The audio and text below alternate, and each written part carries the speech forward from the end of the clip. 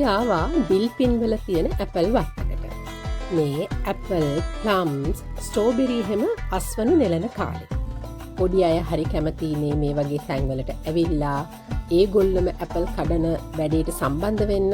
ඉතින් නිවාඩු දවසේ ඒගොල්ලන්වත් එක්කගෙන අපි ඇපල් කඩන්න ආවා.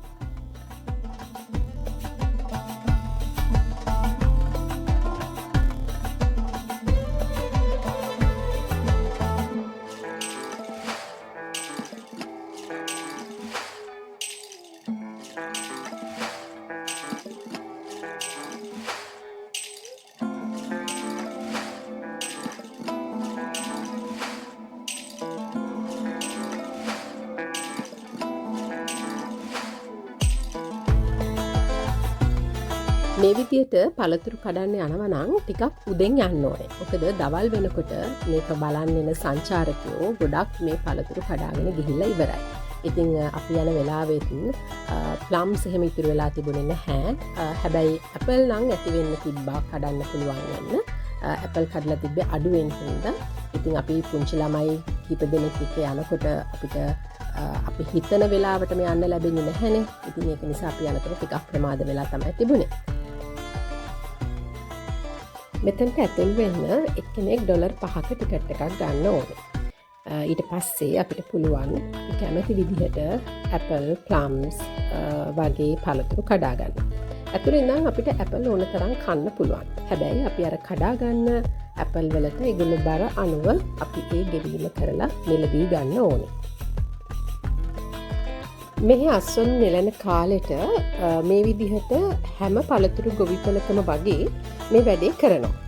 ඒකෙන් වාසි කීපයක් වෙනවා. මොකද පාරිභෝගිකයටත් අවස්ථාව ලැබෙනවා මේ අත්දැකීම ලබා ගන්න. ඒ වගේම ගොවියටත් වාසියක් වෙනවා.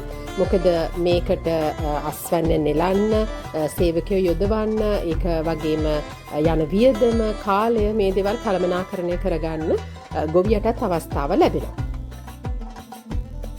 දැන් ඕගොල්ලන්ට උනත් පේනවා ඇති අපි මේ යන කොටසේ සම්පූර්ණයෙන්ම අස්වැන්න නෙලලා ඉවරයි. ඉතින් අද උදේ ඉඳලා මේ ආපු පාරිභෝගිකයෝ තමයි මේ අස්වැන්න නෙලාගෙන ඒගොල්ලෝ අරගෙන ගිහිල්ලා තියෙන්නේ. ඉතින් මේ පැත්ත සම්පූර්ණයෙන්ම අස්වැන්න නෙලලා ඉවරයි. තවත් කොටස් විදිහට මේ ඇපල් වත්තේ වෙන් කරලා තියෙනවා. ඉදිරි සතිවලදී අස්වැන්න නෙලන්න සුදුසු පැති මොනවද කියලා ඒගොල්ලන් තෝරලා ඒවා වෙන් කරලා තියෙනවා. ඉතින් ඒ කොටස් අද ඕපන් කරලා නැහැ. අස්වැන්න නෙලන්න සුදුසුයි කියලා නියම කරලා තියෙන පැතිවල සම්පූර්ණයෙන්ම අස්වැන්න නෙලාගෙන ගිහිල්ලා. ඉතින් මං හිතන්නේ මේක ඇත්තටම ගොවියට හොඳ වාසි සහගත දෙයක්.